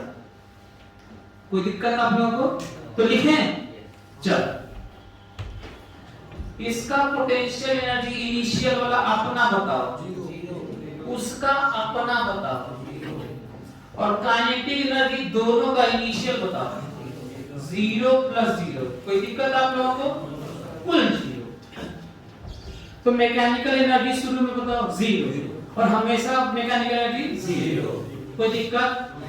तो आगे सुनो, माना कि जब ये यहां पहुंचा है, यहां, और यहाँ पे आके लड़ने जा रहा है, लड़ने से जस्ट पहले V1, तो ये भाग रहा था V2। इंपॉर्टेंट पॉइंट, सेम नहीं हो सकता, सेम नहीं हो सकता। क्यों नहीं सेम हो सकता? क्योंकि ये भाग रहा है इधर और रस्सी है इधर, यदि उसी के अलावा भागता तो सेम भी होता। पॉइंट है, पॉइंट क्या है फिर से सुन लो जिनको नहीं समझ में आ रहा है। रस्सी है इधर, तो रस्सी के अलॉन्ग ही भागता, वो भी रस्सी के अलॉन्ग भागता, बराबर होता। भाग रहा है इधर और रस्सी है इधर, जरूर अलग होगा। एक तो ये पॉइंट है, इसीलिए कठिन भी कह रहा था। तो V1 V2 मानना पड़ा। अब बताओ, तो ये तो 0 हो गया। फाइनल पोटेंशियल जरा इसका बताओ कितना नीचे आया है, जरा बताओ। -mgh,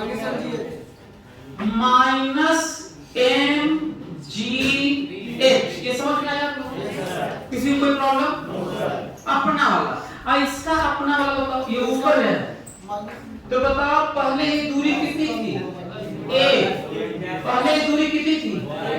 अब कितनी है? तो 5 नहीं 4 ही चला। पहले तो 1 थी ही ना, पहले 1 मीटर थी, अब कितना लंबा है? तो इधर से 4 ही ना आया होगा यार।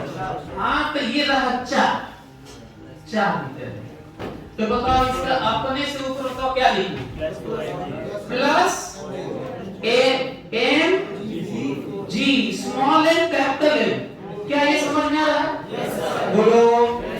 हाँ, अब आगे देखो काइनेटिक एनर्जी पूरे सिस्टम का, प्लस 1/2 m v1 स्क्वायर और प्लस 1/2 m v2 स्क्वायर। और अभी भी आएगा नहीं, जानते क्यों नहीं आएगा? क्योंकि इक्वेशन लिखे हो एक ठो और अननोन है 2 ठो। अच्छा v भी लिख देते तब तो आ जाता, लेकिन गलत होता ना, v भी लिखे तो नहीं आ जाता, लेकिन क्या हो जाता? क्यों गलत? अरे v भी है नहीं तो v भी क्यों लिखोगे? तो ये भी कभी कभी होता है, आप गलत मान लेते हैं, गलत आ भी जाता है ना। तो हाँ, फिर एक नया हर्डल आ गया हम लोग के सामने, V1 V2 का रिलेशन। तो मैं तो कहूं आपसे कि इसी को अच्छा सब्जेक्टिव है, एडवांस का सब्जेक्टिव है, ये पहले ऑब्जेक्टिव नहीं, जेई में करने पहले जान लो।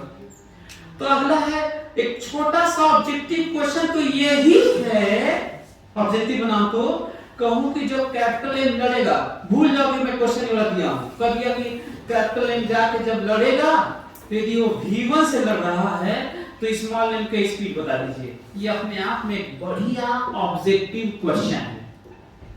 और जानते हो कितने लाइन का है? 1 लाइन का, छोटा सा लिखोगे आंसर आ जाएगा। ये सब नहीं, इतना कैलकुलेशन नहीं, तो 1 पेज में जाएगा ये। तो ऑब्जेक्टिव छोटा सा है, बढ़िया सा है, तो पहले वो दिखा देता हूं। चलो सब लोग देखेंगे ध्यान से। ये पॉइंट इधर V1 है, ये पॉइंट इधर V1 है, और ये लाइन जरा गौर करिएगा आप लोग।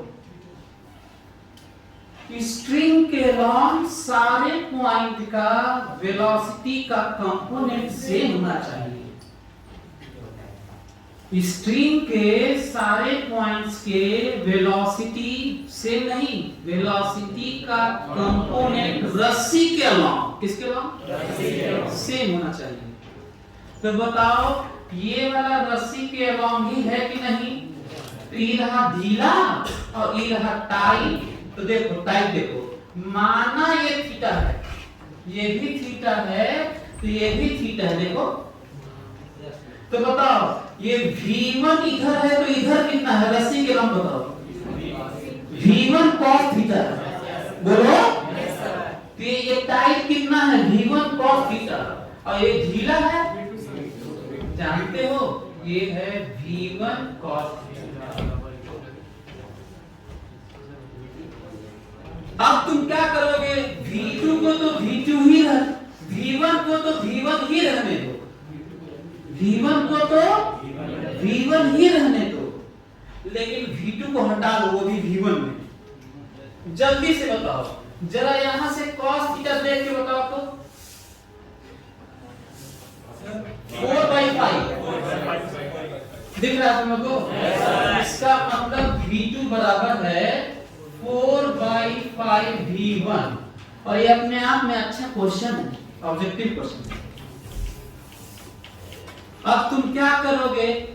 यहां पर तुम V2 की जगह क्या लिखोगे? यहां पर बताओ 4V1/5 क्या लिखोगे? तो बताओ पूरा एक्सप्रेशन V1 में आ जाएगा कि नहीं? आंसर आ गया, आंसर आ गया। पर आसान नहीं था ये, आसान नहीं था ये, बहुत कुछ था इसमें। क्या क्या सीखने को मिला? हम लोग अलग अलग अपना अपना पोटेंशियल एनर्जी जीरो मान सकते हैं। बड़ा पॉइंट आया है इसमें, अपना अपना जीरो मान सकते हो। नहीं तो झूठे ही कहीं एक रेफरेंस ले लोगे तो लंबा हो जाएगा। कहीं एक जगह रेफरेंस ले लिए, माना कि यही जीरो लेवल है, फिर तो अपने से मान के फिर नया लिखना पड़ेगा, नया दिक्कत करेगा, वो लंबा कर देगा, वो कैलकुलेशन लंबा कर देगा। तो एक नई चीज सीखने को मिली कि अपना अलग अलग पोटेंशियल एनर्जी मानने वाला सीखने को मिला, रस्सी के लॉन्ग वेलोसिटी रिलेशन सीखने को मिला, एनर्जी कंजर्वेशन, फोटो बनाने को मिला। फोटो थोड़ा नया, हम लोग फोटो भी अच्छा नहीं बना पाए होंगे आप लोग। अरे जब फोटो ये आके यहाँ पे लड़ने वाला था तो फोटो ऐसे खींच के बनाना ये भी था, फोटो मैच है।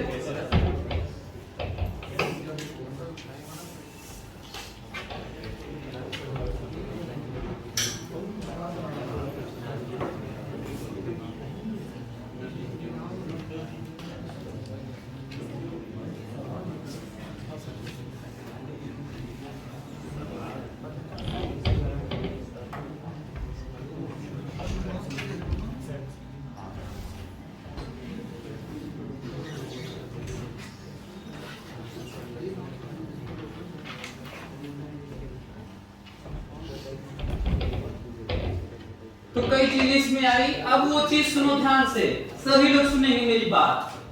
लिखिए, चलिए देखिए, तेजी से लिखना है। अच्छा हाँ, छोटे में कैसे आता पता है? छोटे में कैसे आता है? मैं कह देता ये 10 केजी है, ये 2 केजी है, तो बताओ अब डिजिट में आ जाता ना? नहीं, अरे यार 10 केजी 2 केजी देगा तो डिजिट में आ जाएगा ना? हाँ ऐसे। अच्छा थोड़ा डिटेल डिस्कशन सुनो, मतलब अभी तक पूरी दुनिया में हाईएस्ट लेवल का डिस्कशन सुनो इनइक्वालिटी के फॉर्म में, पूरी दुनिया में ध्यान सुनना।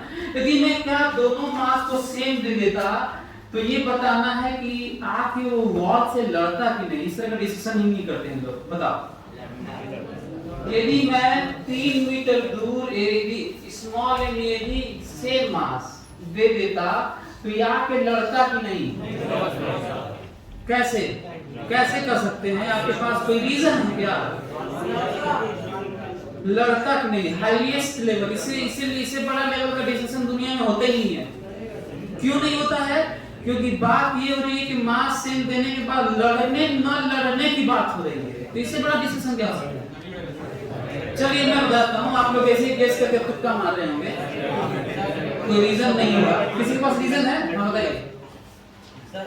अगर मास सेम होगा तो सर ये मतलब इस डायरेक्शन मतलब उस स्ट्रिंग पे सर मगर ये परपेंडिकुलर इस डायरेक्शन में डालेगा तो ये उस स्ट्रिंग पे उसके परपेंडिकुलर डायरेक्शन में डालेगा, इससे सर उसका कंपोनेंट नहीं। और कोई ना? सर उस सेंटर से दूर है 3 मीटर जो है वो सेंटर से मगर 2 मीटर पे नहीं है, 3 मीटर की बात है तो अलग मास है, तो इसलिए इक्विवेलेंट नहीं हो पाएगा वो। नहीं। और भी क्या बताना, वैसे कैसे करके भाग नहीं सकते हो? चलिए मैं बता रहा हूं, ध्यान सुनना। यदि ये m है ना और ये भी m है ना, दोनों m है, तब बताओ इसको ये कहा जा रहा है कि ये लड़ते लड़ते इसको 4 मीटर ऊपर जाना होगा जबकि ये 3 ही मीटर नीचे आएगा, तो पोटेंशियल एनर्जी में डिक्रीज हो रहा है 3 मीटर और गेन करना है 4 मीटर, तो कहां से आ जाएगा भाई? पोटेंशियल ये डिक्रीज होके काइनेटिक एनर्जी में कन्वर्जन सुन सकते हो, लेकिन ऐसे थोड़ी है कि बिना वोल्टेज के पोटेंशियल गेन हो जाएगा।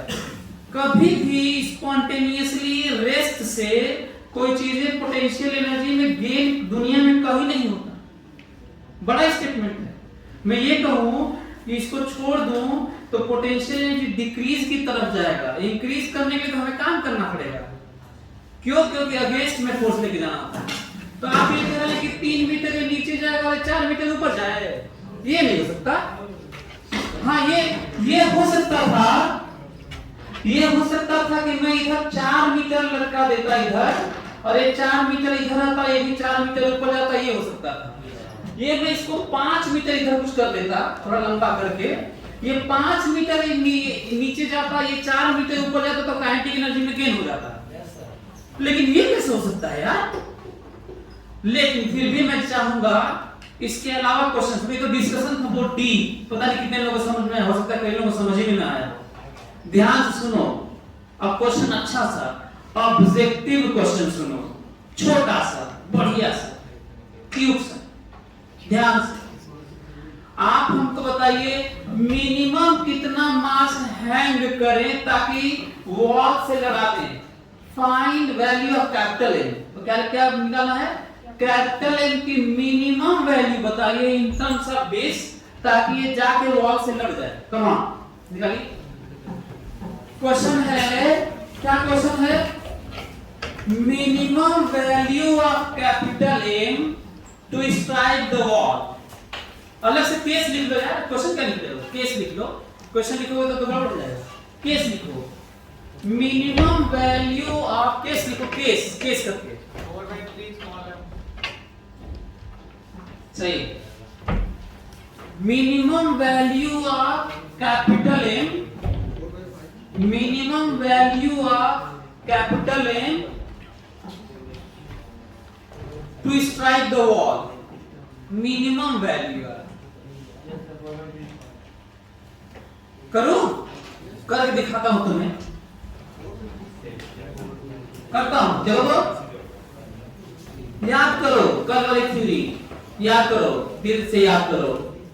दुनिया में सबसे कठिन क्वेश्चंस किसी चीज का current, mass, momentum, theta, length, work done, kinetic energy, induce EMF, charge, phase, dart, anything minimum तक ये हो जाए। रिवर बोर्ड, स्पीड, प्लानट, एंगाना, कुछ भी बताइए कि ताकि ये हो जाए। मिनिमम मैक्सिमम दो ही तरीका है जिसको कर सकते दुनिया में टीचर्स बताते ही नहीं, तो बच्चे कहां से करेंगे अपने से? पहला वाला क्या हम सोच पा रहे हैं? आइडिया नहीं, पहला वाला यही करना है कि उसके लिए क्या करें, और नहीं तो दूसरा वाला जनरल रिलेशन निकाल के डिफरेंशिएट करके जीरो करना, जिसे मैक्सिमम मिनिमम की थ्योरी बोलते हैं। देखता हूं, पहला वाला लगाता हूं। इसको आके लड़ने के लिए क्या मैं सोच पा रहा हूं कि मिनिमम कितना हैंग करें? तो मिनिमम में है कि जस्ट आके लड़ते लड़ते भी 0 हो जाए। बोलो जब ये आए तो इतना कम से कम बहुत ज्यादा है तो आगे धड़ाम से मारेगा।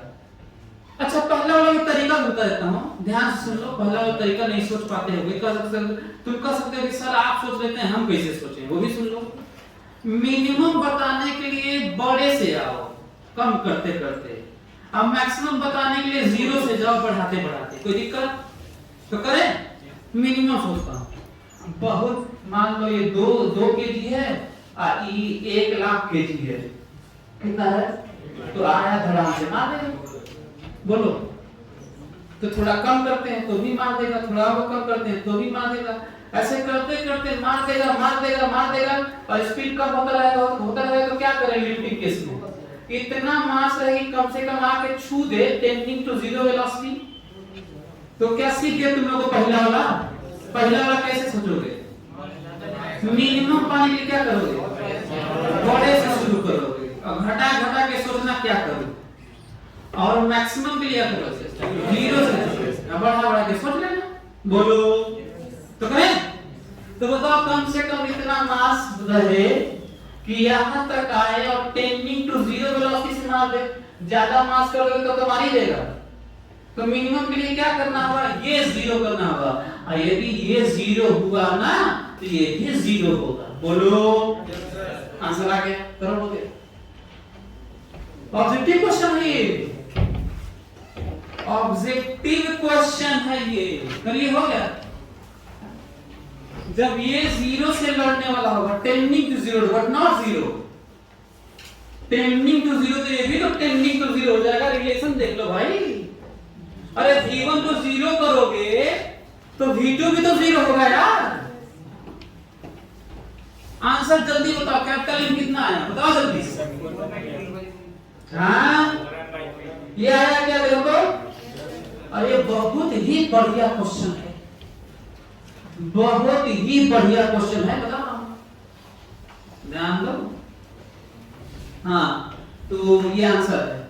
और देखिए ज्यादा मास लटकाना पड़ रहा है, बराबर वाला सिचुएशन सही नहीं है। एम एम से नहीं लड़ सकता, एम एम से नहीं लड़ सकता, ज्यादा लटकाना होगा। रिजल्ट भी आ गया, और कितना लटकाना होगा लड़ाने के लिए वो भी आ गया, 4n/3। दूसरा सुनो, जहां जहां बताया हूं फिर रिपीट कर रहा हूं, जहां जहां मिनिमम ताकि ये हो जो आंसर होता है, वहीं पर मैक्सिमम ताकि वो ना हो वही आंसर होता है। फिर से सुनो, और पूरे साइंस में, पूरे हर जगह, सारी जगह, केमिस्ट्री में ध्यान से, कोई चीज मिनिमम ताकि ये हो वहीं पे ये भी आंसर होता है कि मैक्सिमम ताकि वो ना हो, क्योंकि दोनों लिमिटिंग केस है। मैं कहूं कि मिनिमम स्पीड कितना दूं कि इससे लड़ा दूं सीलिंग से, मिनिमम स्पीड कितना दूं कि जाके सीलिंग से लड़ जाए, वही आंसर है। कितना मैक्सिमम स्पीड दूं कि न लड़े, वही आंसर है। और हर जगह होता है, बता रहा हूं लिमिटिंग केस है। तो मैं कहूं कि मैक्सिमम मास कितना हैंडल करूं ताकि वॉल से न टकराए, तो आंसर यही है। जानते हो कैसे? तुम कहोगे सर ये कैसे हो सकता है कि इतने ही पे ही लड़ेगा, इतने पे ही नहीं लड़ेगा। मैं बता देता हूं आपको, थोड़ा सा ज्यादा करोगे तो लड़ जाएगा, और थोड़ा सा कम करोगे तो नहीं लड़ेगा। तो बताओ ये व्हाट इज थोड़ा? Tending to 0। व्हाट इज थोड़ा? और लिमिट लेने को उसे 0 ही रखते हैं। क्या रखते हैं? 0। समझ में आ रहा है? खोपड़े में बैठ रहा है तो आंसर सेम रहेगा कि नहीं? और यहीं पे नहीं, कहीं भी सेम होता है। क्या करंट में पढ़ोगे दूसरा हो जाएगा, बैटरी पूछा जाएगा तो बैटरी का कुछ। तो ये चीज है, ऐसे सोचना होगा। तो हमें लग रहा है कि आप लोगों को ये मजा आया होगा। और अच्छा कठिन था क्या ये? मतलब जब बता रहा हूँ तो आसान लगा होगा, लेकिन अपने से तो नहीं हुआ होगा। कि अपने से हो गया था? चलिए फिर आगे बढ़े। क्या होता था? सर एक क्वेश्चन है। हाँ अलग से पूछ लेना। देख लीजिए इसी में कोई क्वेश्चन दे दीजिए। अच्छा क्वेश्चन दे रहे हैं, हम क्वेश्चन लिखो, क्वेश्चन लिखो एक तो।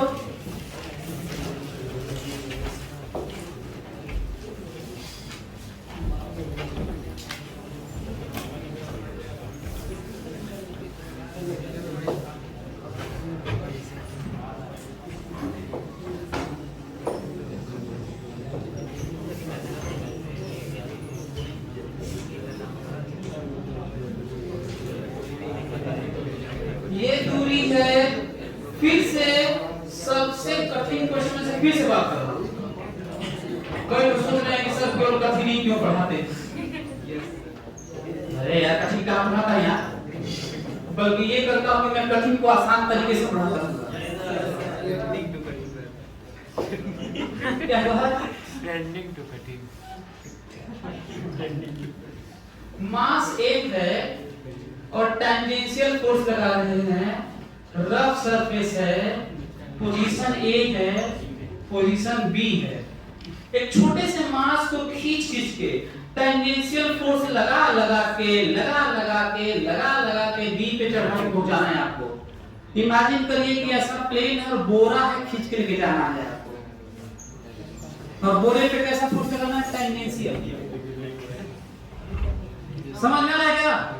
As shown in figure, the force F acting tangentially, as shown in figure, if force F acting tangentially to the path, if force F acting tangentially to the path, then find its work done. Then find its work done on block to carry from position A to B very slowly. Then find its work done on block to carry from A to B very slowly. आपको पता है 15 साल में एक भी बच्चा आज तक इसको नहीं कर पाया है, लेकिन पढ़ा हुआ तो आसान लगेगा, लेकिन मेरा मानना है कि आप ट्राई करिएगा, मेहनत करिएगा। रीजन क्यों? क्या दिक्कत है इसमें? म्यू है और इरोडो का क्वेश्चन, तो आसान नहीं होगा, लेकिन ट्राई करिएगा। चलिए ओके, अगले क्लास में पढ़ते हैं।